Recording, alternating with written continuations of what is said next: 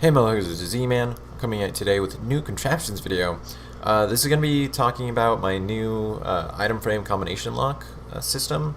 It's pretty cool. It's pretty compact. I mean, the only drawback is that you can only fit 4 item frame locks on it. I mean, you can do more. It's just that any more than 4, it sizes up a lot more. Like you can't get it as compact as this 4 item frame design.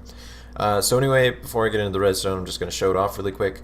If you guys didn't know, you can rotate items in an item frame, and that's kind of that's one of the mechanics that I'm using. I'm using a comparator to take a signal out of an item frame. But again, I'll show that off more a little bit later.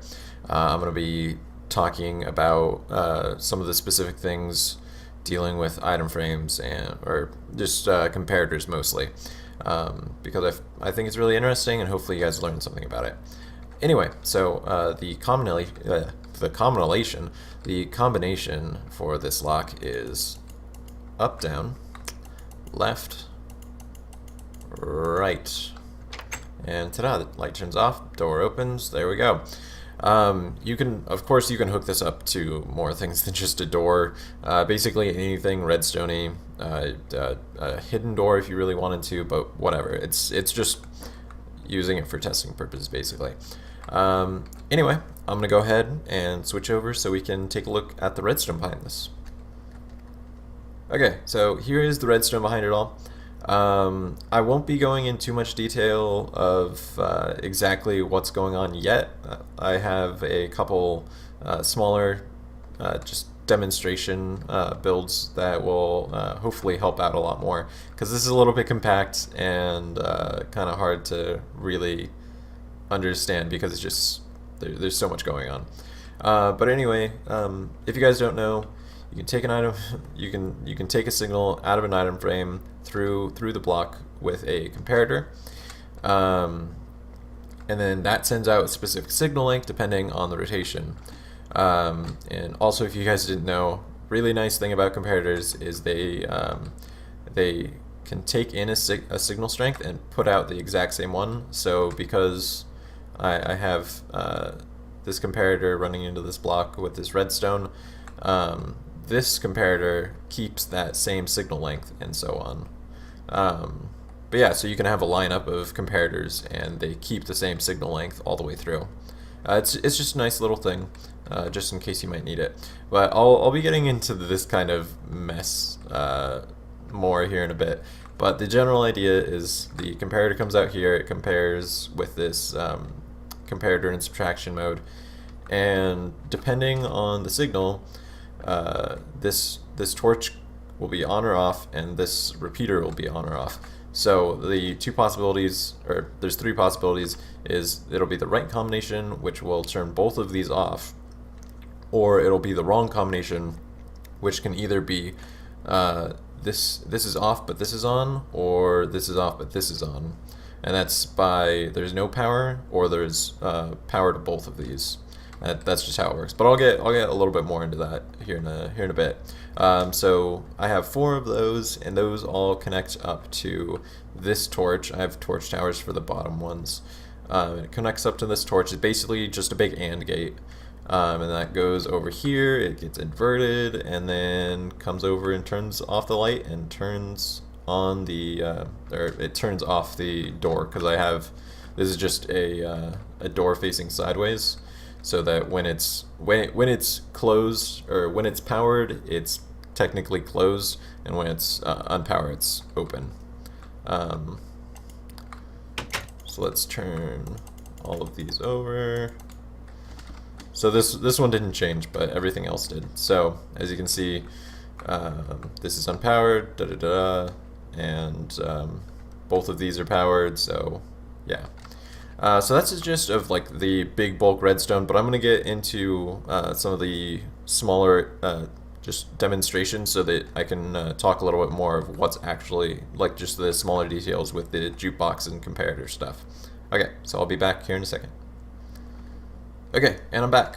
So just in case you guys don't know, like I was saying before, if you have an item frame and a comparator coming out of it, it will give off a certain signal length, just depending on the item rotation. So um, you can put different items into the item frame other than redstone torch. I just prefer like a redstone torch or a lever because it gives it more of a clock feel, because it just has an arm facing a direction, and so it's just a little bit easier. You can put something like an arrow or just basically any item in here.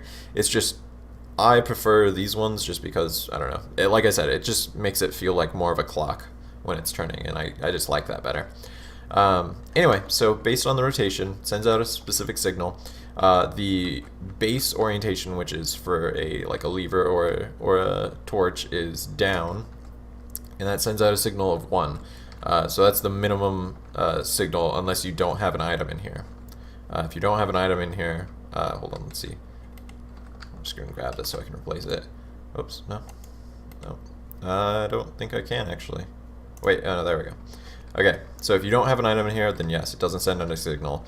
But you can put the item back, and it always sends out at least one signal strength. And so if you change the rotation, it goes up another signal strength. And it goes all the way up to 8 signal strength, because there's 8 rotations. So 1, 2, 3, 4, 5, 6, 7, 8. That's as high as it goes. And then it goes back to 1.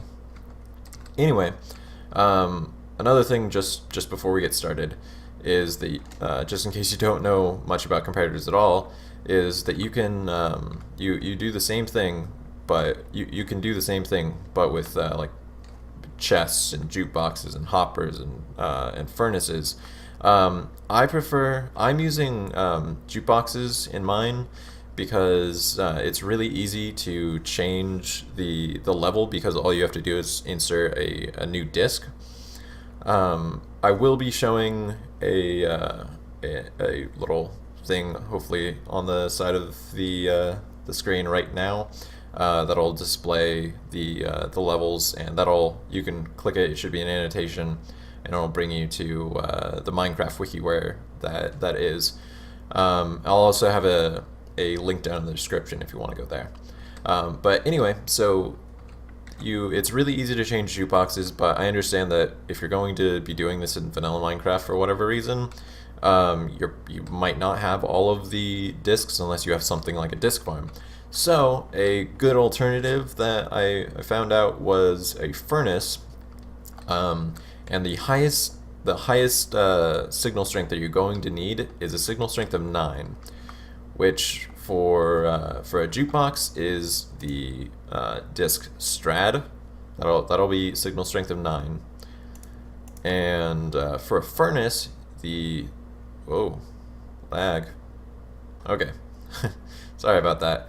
So for a furnace, the lowest number of items that you're going to need is 110, so it's a stack and plus 46 items in the furnace in order to reach a signal strength of 9. There is a certain threshold that you can put a few more of these, a few more items in here besides just these ones and not get up to signal strength 10. But if you go up to a signal strength 10, this build isn't going to work, and I'll get into that a little bit more here in a second. But I just figured I would show this really quick. But this is the most you can do, and my suggestion is to get you should get a fuel source, some sort of fuel source. I just put sticks in here because it's probably the easiest to get a ton of them. Like, you can pretty easily get a stack of sticks just really quick. And then you also want to put a non-smeltable item in here. So I just put dirt again because it's pretty easy to come by. Blah blah blah blah blah. And so this is the maximum you'll need. So if you want to get a shorter signal strength, you'll go to the table that I'm showing and figure out how many items you need to get that signal strength. Okay, so on to the actual mechanic that I'm working with. Okay, so here is a little example of basically what I'm doing. It works just the same as the big one. This torch will turn on when the the item is in the right orientation in the item frame. So let's see. And there we go. So it only turns on at the very last one. I'm actually going to switch this just to show you guys that it's really easy to switch. So let's say I want to use chirp. So get rid of the strad, put in chirp, and just get rid of it. Okay, so now it will only turn on at the third orientation, because chirp has a signal strength of 4. So it goes signal strength 2, 3, 4, 5, 6, 7, 8, 9. And the reason why we do this is because, okay, so let's just put it back to its normal. So we have the comparator out here, and from this first orientation, we are we're sending out a signal strength of 1. And so this comparator is coming out of this jukebox. Like I said, you can also use a furnace, but you just have to kind of change it up a little bit. So this jukebox has chirp in it, right? So chirp sends a signal strength of 4. And so this comparator would normally send out a signal strength of 4, but I have it in subtraction mode, so it takes whatever I have, the signal strength from the rear input, and subtracts the signal strength of one of the side inputs. I think it's the maximum side input. So if you could have a second side input here, and it would just subtract whatever the maximum was from the two of them. But anyway, so if I just extend this really quick, you'll see that it's only sending out a signal strength of 3. That's because it's subtracting the 1 from here. And so if I rotate this one more, it's only sending out signal strength of 2 because I'm subtracting 2 from it. And so that's how this design kind of works. I don't have these because they were just for showing that off really quick. But so what we're doing is we're having the jukebox output a signal strength 1 higher than our predetermined, or what we want the code to be. So we have chirp, so it sends out a signal strength of 4. So in order to unlock this or turn this torch on, we want to be outputting a signal strength of 3, and the torch comes on. And that's because the output from this comparator needs to be just a signal, one signal, or 1 signal strength. If we go any higher than this, it's totally off. This torch comes on, and this torch goes off. It powers this line and turns off the torch. And that's true for anything higher, and that's because we're subtracting more than 4 from it. So it's not outputting a signal at all, because 4 minus 8 is 0 still. And so if we go under that, we're outputting more than 2. So this redstone repeater is going on and turning off the torch.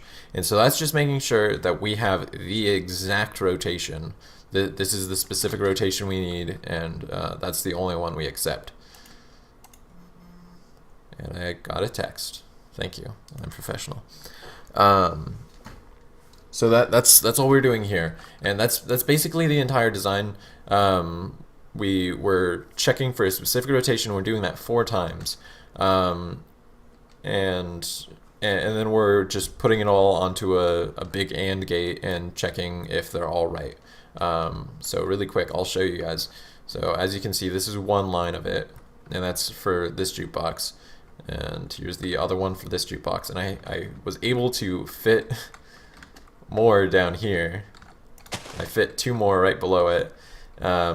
But as you can see, it gets a little bit compact, or a little squished together in here.